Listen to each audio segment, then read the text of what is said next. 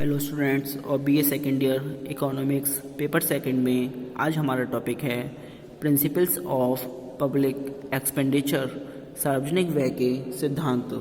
सुनिए, वर्तमान में प्रायः सभी सरकारों में निरंतर और तीव्र वृद्धि हो रही है। ऐसी स्थिति में बढ़ते व्ययों की आलोचनाओं से बचने तथा जनता के प्रति उत्तरदायित्वों को पूरा करने के लिए यह आवश्यक है कि सरकार व्ययों में सावधानी रखे और उन्हें सुनियोजित ढंग से करे। इस संदर्भ में सार्वजनिक व्ययों के सिद्धांत उपयोगी मार्गदर्शक सिद्ध हो सकते हैं। इसमें नंबर फर्स्ट आता है मेन प्रिंसिपल्स, यानी कि मुख्य सिद्धांत। इसमें welfare principle of public expenditure और principle of maximum social advantages, यानी कि सार्वजनिक व्यय का कल्याणकारी सिद्धांत अथवा अधिकतम सामाजिक लाभ का सिद्धांत। अब सुनिए, अधिकतम सामाजिक लाभ का सिद्धांत सार्वभौमिक व्यय का एक मूलभूत और मुख्य सिद्धांत है। राज्य सरकार को व्यय करते समय यह ध्यान रखना चाहिए कि उसके कार्यक्रमों से समाज को अधिकतम लाभ प्राप्त हो। सार्वजनिक व्यय से समाज को प्राप्त होने वाले लाभ को अधिकतम करने के लिए सरकार द्वारा विभिन्न व्यय मदों पर इस प्रकार व्यय किया जाए कि सीमांत लाभ सभी मदों के बराबर हो जाए, तो इससे अधिकतम सामाजिक लाभ की संतुष्टि होती है। इस अधिकतम सामाजिक लाभ से समाज भी अधिकतम लाभ उठाए, यह आवश्यक है। यह तब होगा जबकि सार्वजनिक व्यय से प्रत्येक व्यक्ति को प्राप्त होने वाला सीमांत लाभ बराबर हो। सिद्धांत का मूल्यांकन इवोल्यूशन। अधिकतम सामाजिक लाभ का सार्वजनिक व्यय का सिद्धांत यद्यपि एक उत्तम सिद्धांत है, तथापि इसकी सीमा जो इसे व्यावहारिक दृष्टि से अनुपयुक्त सिद्ध कर देती है वह यह है कि इसका आधार सार्वजनिक व्यय से होने वाली उपयोगिता का माप है। इसी प्रकार अंतर्वैयक्तिक तुलना पर भी यह सिद्धांत आधारित है। वस्तुतः सार्वजनिक व्यय में होने वाले लाभ को मापा नहीं जा सकता है। साथ ही किसी व्यक्ति को किसी सार्वजनिक व्यय से कितनी उपयोगिता मिल रही है या कितना लाभ मिल रहा है यह ज्ञात नहीं किया जा सकता, अतः यह सिद्धांत अव्यावहारिक है। अब नंबर सेकंड आता है सेकेंडरी प्रिंसिपल्स, गौड़ सिद्धांत। इसमें सुनिए, डॉक्टर फिंडले शिराज ने अपनी पुस्तक the science of public finance में सार्वजनिक व्यय के संबंध में 4 सिद्धांत प्रस्तुत किए हैं, जो निम्न प्रकार है। नंबर 1 है फिंडले शिराज।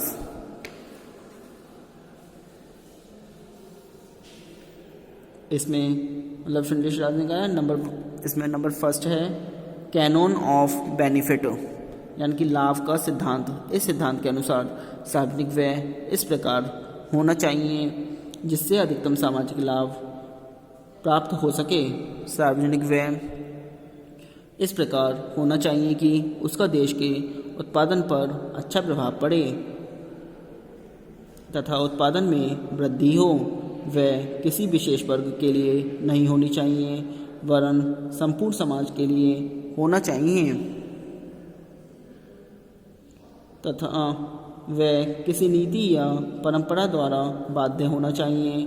डाल्टन के अनुसार सार्वजनिक व्यय प्रत्येक दशा में इस प्रकार होना चाहिए कि किसी एक दिशा में तनिक सी वृद्धि होने से समाज को प्राप्त होने वाला लाभ उस हानि के बराबर हो जाए जो कर की मात्रा में तनिक सी वृद्धि के कारण होती है, जो अन्य किसी स्रोत से राजकीय आय को होती है। यही सार्वजनिक व्यय और सार्वजनिक आय आगम का आदर्श होना चाहिए। संक्षेप में, सार्वजनिक व्यय के समय बेंथम के सिद्धांत अधिकतम व्यक्तियों को अधिकतम सुख का पालन करना चाहिए। इस सिद्धांत के व्यावहारिक प्रयोग में अनेक कठिनाइयाँ उपस्थित होती हैं, जैसे यह ज्ञात करना बहुत कठिन है कि किस व्यय से समाज को कितना लाभ हो रहा है। प्रत्येक व्यय की एक सीमा है जिसके आगे व्यय करना अहितकर होता है, परंतु उस सीमा को सरलता से ज्ञात करना कठिन होता है। कुछ व्यय समाज के लिए अहितकर होने पर भी उन्हें विषम परिस्थितियों में करना आवश्यक होता है। अब नंबर सेकंड आता है कैनन ऑफ इकोनॉमी, मितव्ययिता का सिद्धांत।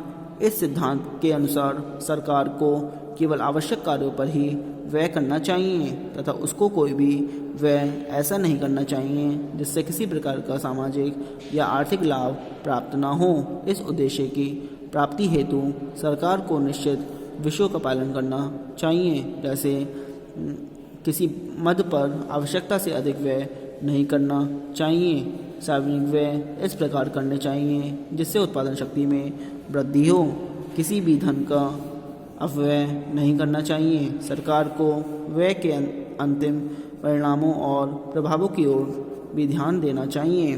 नंबर थर्ड आता है कैनन ऑफ सेंसेशन, मतलब स्वीकृति का सिद्धांत। इस सिद्धांत का अर्थ है कि कोई भी सार्वजनिक व्यय करने से पूर्व उनकी स्वीकृति अधिकारियों से अवश्य प्राप्त कर लेनी चाहिए। इस नियम में निम्न बातें सम्मिलित हैं। व्यय करने से पहले उचित अधिकारियों से स्वीकृति प्राप्त कर लेनी चाहिए। द्रव्य की जितनी मात्रा व्यय करने की स्वीकृति मिली हो उससे अधिक व्यय नहीं करना चाहिए। जिस कार्य के लिए द्रव्य व्यय करने की अनुमति मिली हो उसी कार्य पर व्यय करना चाहिए। व्यय करने के धन के हिसाब किताब का उचित अंकेक्षण होनी चाहिए। किसी भी सरकारी कर्मचारी को उस राशि से अधिक व्यय करने की स्वीकृति नहीं देनी चाहिए जितना कि उसे स्वयं अधिकार है। ऋणों द्वारा लिया गया धन केवल उन्हीं कार्यों पर खर्च करना चाहिए जिनके लिए वह पर्याप्त किया जाता है। ऋण को उचित समय पर लौटाने के लिए शोधन कोष अथवा अन्य प्रबंध भी करना चाहिए। अब नंबर फोर्थ आता है कैनन ऑफ सरप्लस, आधिक्य का सिद्धांत। इस सिद्धांत का अर्थ यह है कि सरकार को व्यय करते समय घाटे की स्थिति को टालना चाहिए और संतुलित बजट की नीति अपनानी चाहिए और जहां तक संभव हो बजट में साधारण आधिक्य ही होना चाहिए। जिस प्रकार एक व्यक्ति अपनी आय से अधिक व्यय नहीं करता, उसी प्रकार सरकार को यह नीति अपनानी चाहिए, किंतु आधुनिक युग में यह नियम उपयुक्त नहीं है। सरकार को सुरक्षा, विकास तथा कल्याण की विभिन्न योजनाओं पर अपनी आय से अधिक व्यय करना पड़ता है। फिर इस नियम का पालन उसी दिशा में हो सकता है जबकि आय व्यय के साधन लोचदार हों। यदि अर्थव्यवस्था में परिवर्तित परिस्थितियों के अनुसार आय व्यय में परिवर्तन करना संभव ना हो तो बजट असंतुलित रहेगा। उदाहरण, आर्थिक मंदी के समय घाटे का बजट बनाकर उत्पादन तथा रोजगार में वृद्धि की जानी चाहिए। मुद्रास्फीति के समय करों में वृद्धि करके व्यक्तिगत व्यय को कम करना चाहिए। अब नंबर 2 आता है अदर प्रिंसिपल। नंबर 1 था फिंडले शिराज, अब नंबर 2 है अदर प्रिंसिपल यानी कि अन्य सिद्धांत। प्रोफेसर शिराज के उक्त सिद्धांतों के अतिरिक्त आधुनिक अर्थशास्त्रियों ने इस संबंध में अन्य सिद्धांत और प्रतिपादित किए हैं। नंबर 1 है कैनन ऑफ इलास्टिसिटी, लोच का सिद्धांत। इस सिद्धांत का यह अभिप्राय है कि सार्वजनिक व्यय में पर्याप्त लचक होनी चाहिए, अर्थात आवश्यकताओं और परिस्थितियों के अनुसार व्यय में आवश्यक परिवर्तन करना संभव होना चाहिए। नंबर 2 कैनन ऑफ प्रोडक्टिविटी, उत्पादन में वृद्धि का सिद्धांत। इस सिद्धांतानुसार सार्वजनिक व्यय इस प्रकार का होना चाहिए जिससे देश में नए नए उद्योगों की स्थापना हो, रोजगार के अवसरों में वृद्धि हो तथा जनता के जीवन स्तर का विकास हो। हैंसन ने इस संबंध में ठीक ही लिखा है, कोई भी आधुनिक राष्ट्र बिना सामाजिक सेवाओं में वृद्धि किए हुए अपने वर्तमान स्वरूप तथा बहुमुखी जीवन स्तर को उपलब्ध नहीं कर सकता। Number 3 canon of equitable distribution, समान वितरण का सिद्धांत।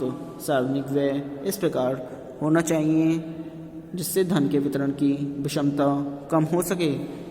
अंत में हम कह सकते हैं कि उपयुक्त सिद्धांतों पर चलकर सार्वजनिक व्यय द्वारा जनता को अधिकतम लाभ पहुंचाया जा सकता है और उत्पादक एवं वितरक शक्तियों को प्रोत्साहित करके धन के वितरण की विषमता को कम किया जा सकता है।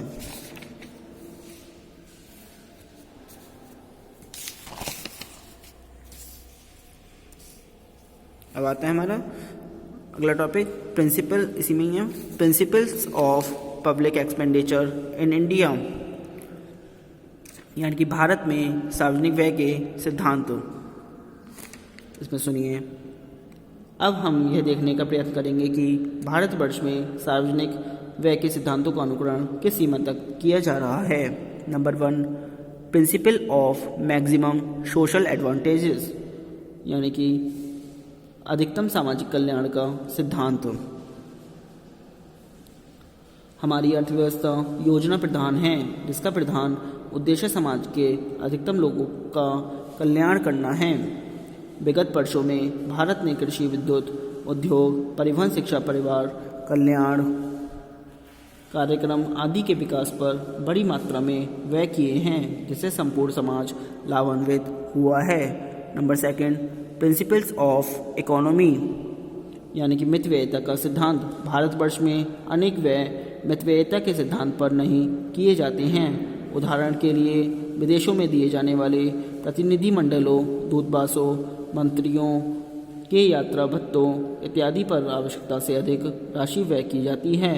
नंबर 3, प्रिंसिपल ऑफ सेंसेशन, यानी कि स्वीकृति का सिद्धांत। भारतवर्ष में बिना स्वीकृति के अधिक मात्रा में राशि व्यय करना और जिस कार्य के लिए द्रव्य व्यय करने की अनुमति मिलती है उसी कार्य पर व्यय न करना एक साधारण सी बात है।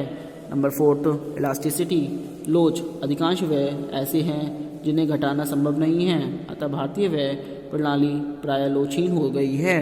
नंबर 5, प्रिंसिपल ऑफ प्रोडक्टिविटी, उत्पादकता का सिद्धांत। सरकार ने नीति के रूप में उत्पादकता के सिद्धांत को अपनाया है, लेकिन मितव्ययिता के सिद्धांत का पूरा पालन न होने के कारण उत्पादकता के सिद्धांत का पूरी तरह पालन नहीं हो पाता। Number 6, principle of equal distribution, समान वितरण का सिद्धांत।